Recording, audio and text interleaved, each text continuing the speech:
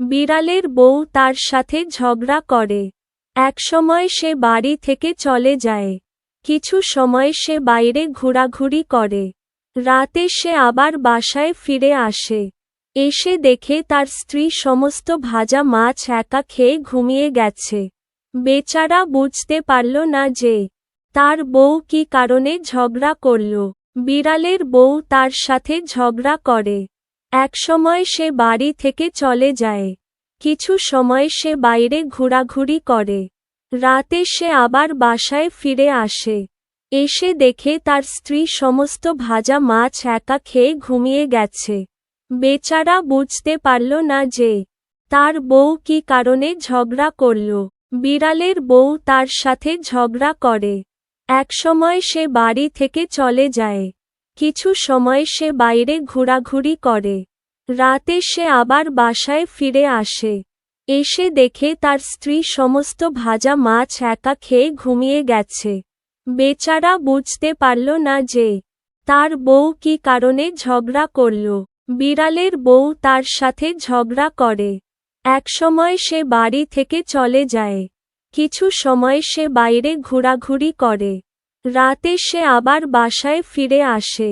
এসে দেখে তার স্ত্রী সমস্ত ভাজা মাছ একা খেয়ে ঘুমিয়ে গেছে। বেচারা বুঝতে পারল না যে তার বউ কী কারণে ঝগড়া করল। বিড়ালের বউ তার সাথে ঝগড়া করে। একসময় সে বাড়ি থেকে চলে যায়। কিছু সময় সে বাইরে ঘোরাঘুরি করে। রাতে সে আবার বাসায় ফিরে আসে। এসে দেখে তার স্ত্রী সমস্ত ভাজা মাছ একা খেয়ে ঘুমিয়ে গেছে। বেচারা বুঝতে পারল না যে তার বউ কী কারণে ঝগড়া করল।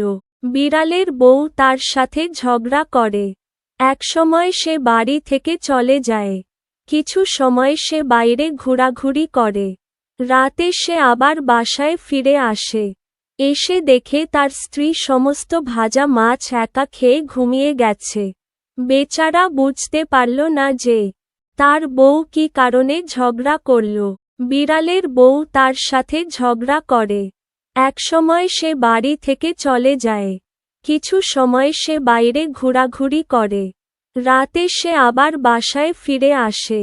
এসে দেখে তার স্ত্রী সমস্ত ভাজা মাছ একা খেয়ে ঘুমিয়ে গেছে। বেচারা বুঝতে পারল না যে তার বউ কী কারণে ঝগড়া করল। বিড়ালের বউ তার সাথে ঝগড়া করে। একসময় সে বাড়ি থেকে চলে যায়। কিছু সময় সে বাইরে ঘোরাঘুরি করে। রাতে সে আবার বাসায় ফিরে আসে।